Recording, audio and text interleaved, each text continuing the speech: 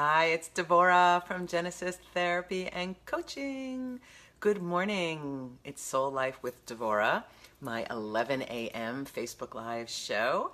And today I'm going to talk to I got crazy hair. Woo! That's how my hair is. It goes crazy sometimes. I'm going to talk to you today about being a rebel, an outlier, or a pioneer. Are you one of these? Are you someone who does not live by the rules? Do you not follow the social norms about what you're supposed to do or how you're supposed to do it? And the big question is, how do you feel about that? And I think a big deciding factor on this might be how old you are. Because I know that I have always been, not a rebel necessarily, because I was always enough of a rule follower, but certainly always a pioneer and an outlier. And this was a lot more uncomfortable for me when I was younger. So I'm going to tell you a story about that.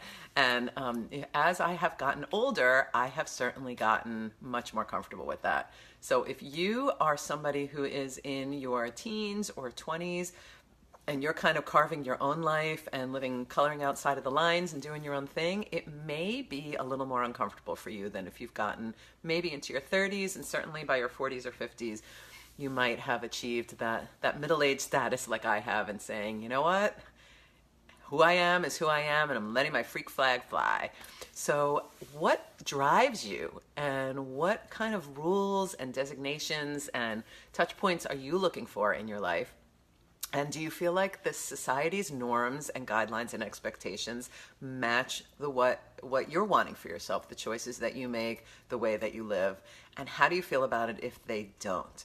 So we're going to go into this topic today, because this is a big one, and this is something I have come to realize is a huge, huge conversation that I'm having with so many of my clients. Because I work in the energetic and spiritual realms, people find me and they are feeling and thinking that there is something wrong with them because they're different or because they're unique. And I'm here to tell you, you are you. We need you. If you are living outside of the norm, your own unique fingerprint is exactly what we need to be placed, right on this world.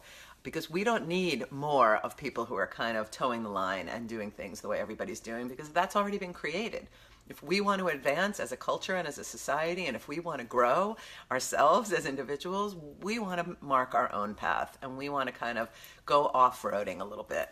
And that's not an easy thing to do, because there are strong expectations depending upon the larger culture which you've been exposed to, or the smaller culture amongst family and friends, and who is around you and who you have chosen to be influencing you can have a huge effect on whether you feel comfortable doing your own thing. And I am absolutely here to say, not only go and do it, but begging you to please go and do it. Please go and be it. And you are not alone. We've got a whole soul tribe of folks who are doing things in our own way. And there is no one way to categorize us, because we each have our own version of that, right? So I'm going to tell you a story about me. I was in 6th grade. Interestingly enough, this is a really huge time of growth for me, and it's exactly the age that my son Josh is right now, age 12. And so I'm sort of watching him grow into this adolescence, and he's becoming his own person and becoming independent a little more. And I'm remembering very distinctly some important things that happened to me at exactly that age. And I remember that I got an assignment from my 6th grade teacher to choose any book to write a book report about. Remember this? Remember those of you who actually had to write book reports? And we actually, wrote it on the paper. So I had to write a book report, and I could choose. Sometimes we had categories we needed to choose from, and sometimes we could choose whatever we wanted. And I chose a book on transcendental meditation. Now, I have to tell you, I was a Jewish girl growing up in the suburbs of New York. What was I doing reading about transcendental meditation? I actually know how I heard about it, and that was because I was a huge, and still am, Beatles fan. But I was interested not only in what the Beatles did, but I wanted to get the book and read it myself. So this was the start for me in me being an outlier. There was no one around me who was reading about transcendental meditation, who was interested in spiritual pursuits. And I always felt like I was so different and so weird, and no one understood me. And I just went ahead and did it anyway, and, had friends and connections, but there was always a part of me that felt alone. Is this something you can relate to?